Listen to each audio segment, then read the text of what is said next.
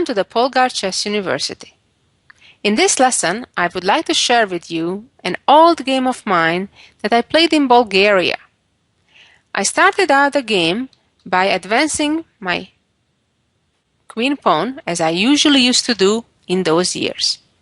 My opponent responded by playing e6, offering me the option to transpose to the French defense by playing e4. But I did not have such plans. I was happy to keep the game as a queen's pawn or queen's gambit. Here, black has still the choice to play as one of the Indian variations with knight f6 and then b6, or to transpose to the queen's gambit which my opponent chose. I played knight c3. Of course, not worrying much about the pawn on c4, as if right now black would capture it. I would not have any difficulty gaining the pawn back by playing, for example, e3 and then capturing on c4. My opponent here responded with a rather unusual move by playing bishop b4. The most common and standard moves are here right now to play either knight f6 or bishop to e7. Bishop b4 looks weird because it allows the check with queen a4.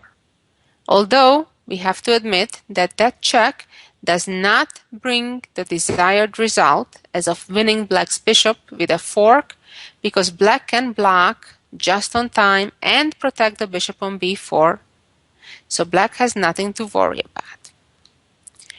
In this position, there are many decent ways to play for white. Capturing on d5 and then continuing with development, for example, is one of it.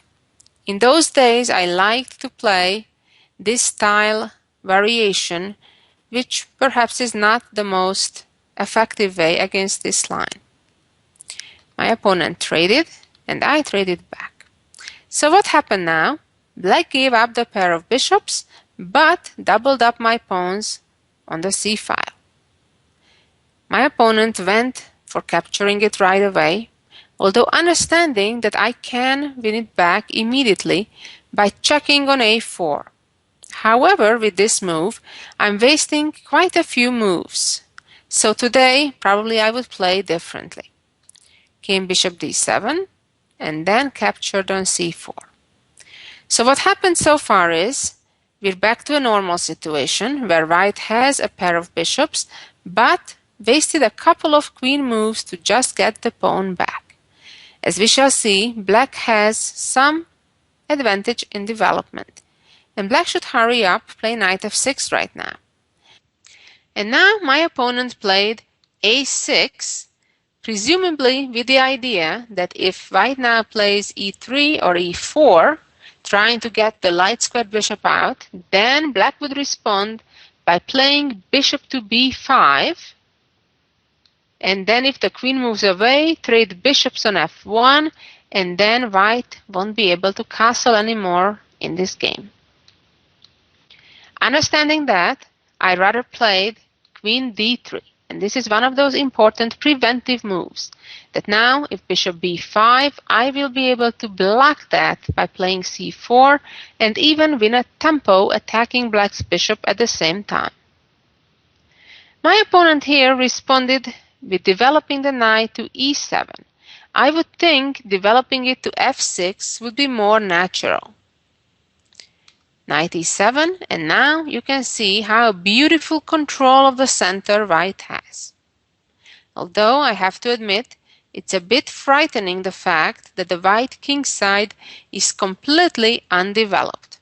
In such situations, when you have advantage in development like black has here, it's quite important and generally a good idea to try to play relatively aggressively to open up the position with moves like c5, not giving white maybe the time to castle. If black just plays passively, as he did in the game, you'll see that black will get into a very passive position without much counterplay. My opponent has castled, and I continue developing. 2 more moves and I'm ready. if I get to play bishop e2 and castle and nothing happens along that way, white will simply have a very pleasant space advantage, especially in the center, while black not having any counterplay. And here my opponent made things even worse by playing f6. This move weakens black's position further, and I don't see a particular point in making this move.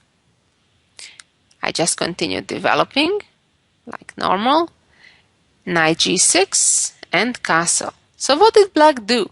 In the last 2-3 moves, black was kind of making so-so moves without any specific threat or any plan that I could understand. Finally, black continued developing and completed developing all the minor pieces. But white is able to advance further and gain even more space in the middle of the board. I played c4 right now. Beautiful, 3 pawns in the middle. Now white can have multiple plans. White has an advantage in all parts of the board. The center we already talked about, but in addition also the white rook can appear on b1 and pressure black, as well as white may start a kingside attack, as we shall see the following moves. My opponent responded by playing b6. Now it's time to develop the bishop. It's worth paying attention to the fact that the black knight is on g6, and if I would move my bishop towards the queen side to b2, that would allow the black knight in coming to f4. And generally, exchanging pieces in a passive position is a good idea. Moreover, in that case, black would exchange a knight for a bishop. Typically, we want to avoid that. Therefore, I suggest the bishop to go in the other direction to d2 or e3. Honestly, I cannot remember why in those days I went with my bishop to d2, but bishop e3 certainly looks reasonable to me today, if not even better. The reason why I say that it may be even better to develop the bishop to e3 rather than to d2, because after potential opening of the d file, a pawn advanced to d5, and my rook being on d1 on the d file, I may not want my bishop to be in the way. But in the actual game, I played bishop to d2. My opponent played queen c8.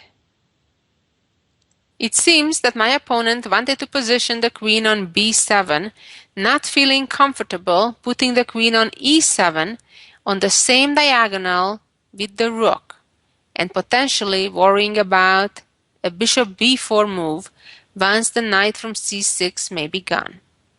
So now it's a critical moment on how to proceed and how to improve the position further. If I would play d5 right away, chasing the knight, wouldn't be the greatest idea, because a knight would go to a better square than where it is right now on e5. I played queen to b3, and for some strange reason my opponent retreated with the knight.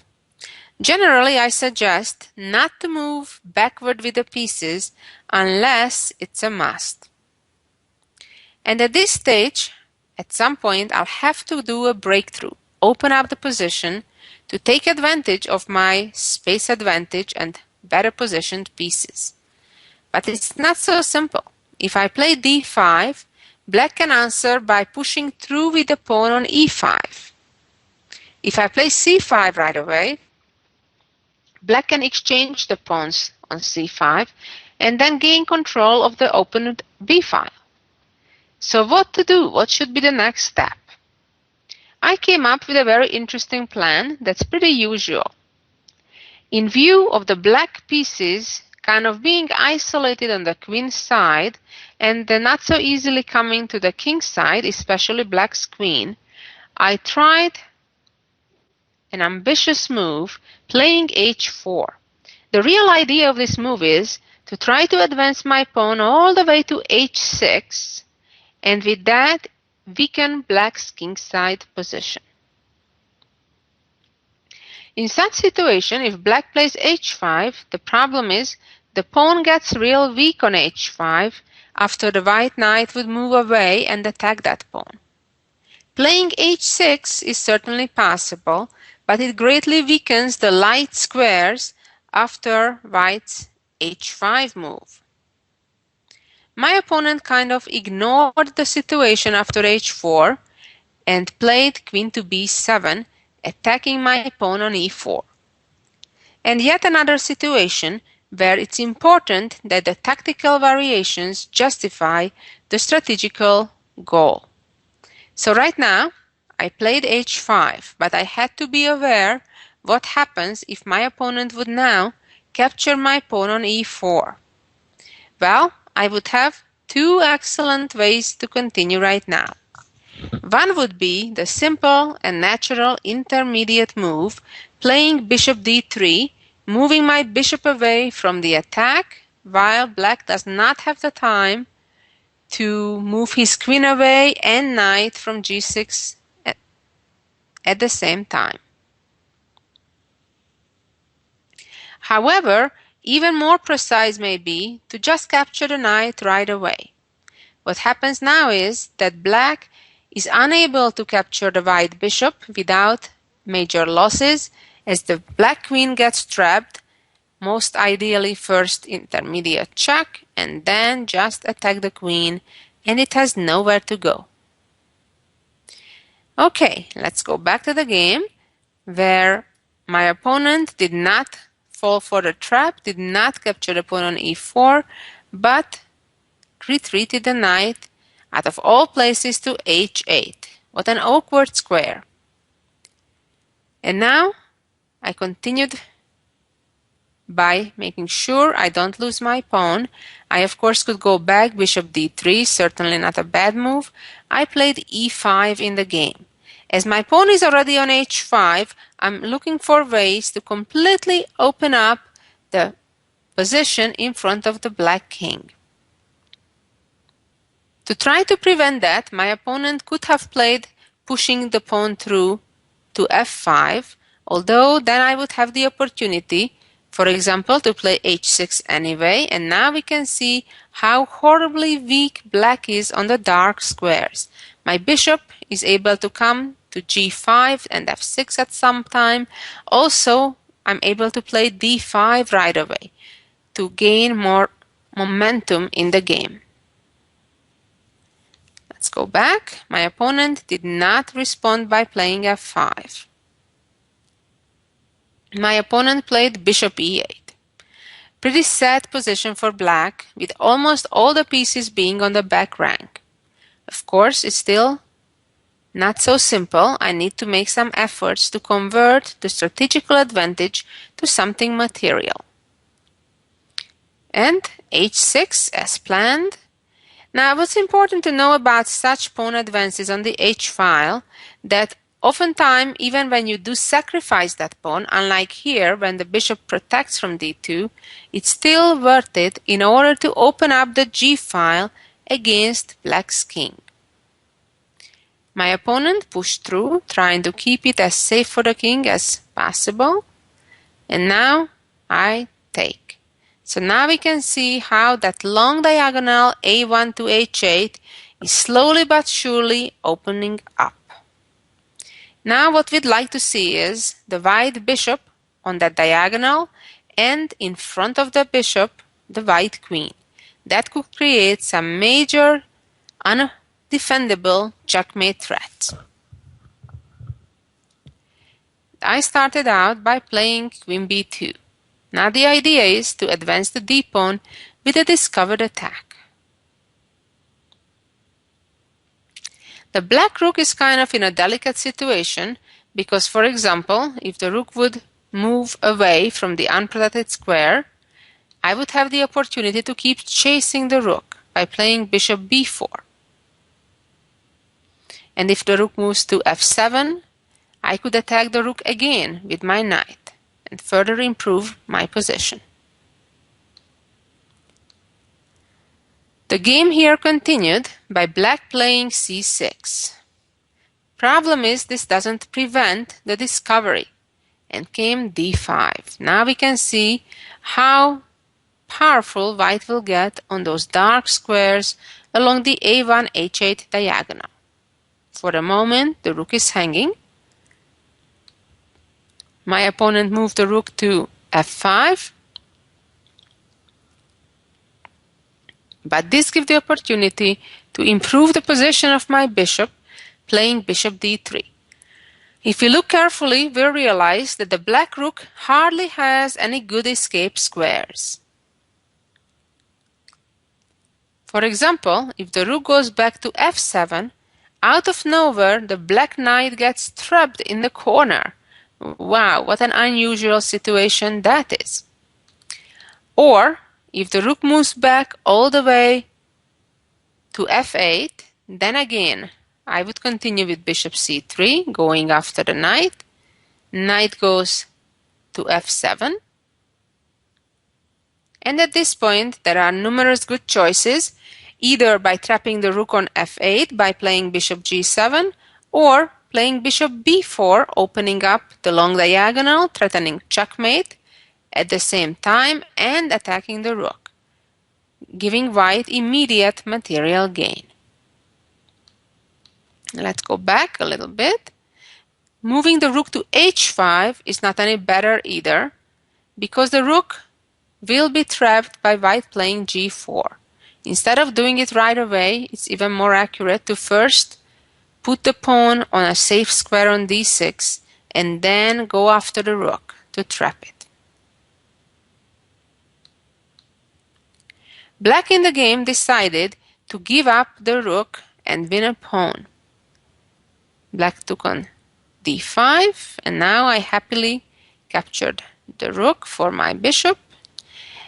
At this stage we're having white an extra exchange, but black has a pawn as compensation. As typical, that's not sufficient. I responded by capturing on d5. Of course, I'm trying to open the position further. Now the game arrived to a technical stage where there are numerous ways to win the game. My plan still is to bring the queen forward on that diagonal and then the bishop behind it to try to give checkmate. Right now, if the black queen captures, then I would checkmate on g7 right away, or if the pawn captures, then I could make a move like queen e5 followed by bishop c3. My opponent kind of gave up on that pawn and played knight g6. I continued with knight e5. Trading pieces when I'm ahead is to my favor. My opponent took. Knight took on g6. Bishop took back, and as I said, I'm coming with the queen to e5. The idea, bishop c3. These type of patterns, as of having the bishop and the queen lined up on the same diagonal when there are weaknesses near the king, can be deadly. Black cannot chase the queen with knight f7 because of the checkmate on g7, neither from c6, which would hang the d5 pawn. The game continued by black playing king f8. Then I gave a check, bishop b4, king g8, and bishop c3. Now the idea is to check in the corner with my queen, chasing the king out, and then after king f7, play queen g7. My opponent responded with running immediately. And here I played rook e1, making sure that king doesn't run too far. My opponent responded with queen f7, and after queen h8, he resigned. Because after queen g8, the check would come from b4, followed by rook e7, and the checkmate would be just a couple of moves away. Not a very complicated game, but it demonstrated nicely what happens if black plays passively, what type of ideas and plans you can look for. And now let's see the jewel of the week. Here we go. This is a very fascinating position because there are such few pieces left on the board. In fact, black has a far advanced passed pawn, and normally, even if black would not have that pawn, the game would be a draw. In fact, it would be a draw. However, in this case, black is losing the game because they have that pawn on h3, and the king cannot escape. I suggest you take a few minutes and try to figure out the brilliant solution on how white can win this game. Actually, it's checkmate in 5 moves. Quite interestingly, white does not need to make forceful moves, at least in the beginning. The amazing solution is by simply making a waiting move. Bishop to h4. Black has only one legal move, so in that sense it's forced. And now the king is about to escape on h3, and we have to do something about that. Knight g5, leaving black again with one and only choice, king g1, and now a forceful sequence of moves will end the game with checkmate in just 3 more moves. Knight h3, king g2, knight f4, king g1, and voila! Pretty amazing! Bishop f2. And there is no way to do anything different for black in all the moves. At each of those situations, black only had a single option, and that's where it led to. Well, I hope you enjoyed this absolutely amazingly beautiful endgame that was created by Pogosant. And the game I played wasn't anything spectacular, but that's how many of the games in chess are being won. You just make common sense moves, you develop your pieces, you control the center, and then try to move forward and try to create weaknesses in your opponent's position. In many games, you do not need to do anything spectacular or any combination. Just play normally and make sure you avoid the counterplay of the opponent and use the weaknesses that your opponent creates. Thank you for listening, and I'll be back next week with some more chess ideas. Thank you. Bye-bye.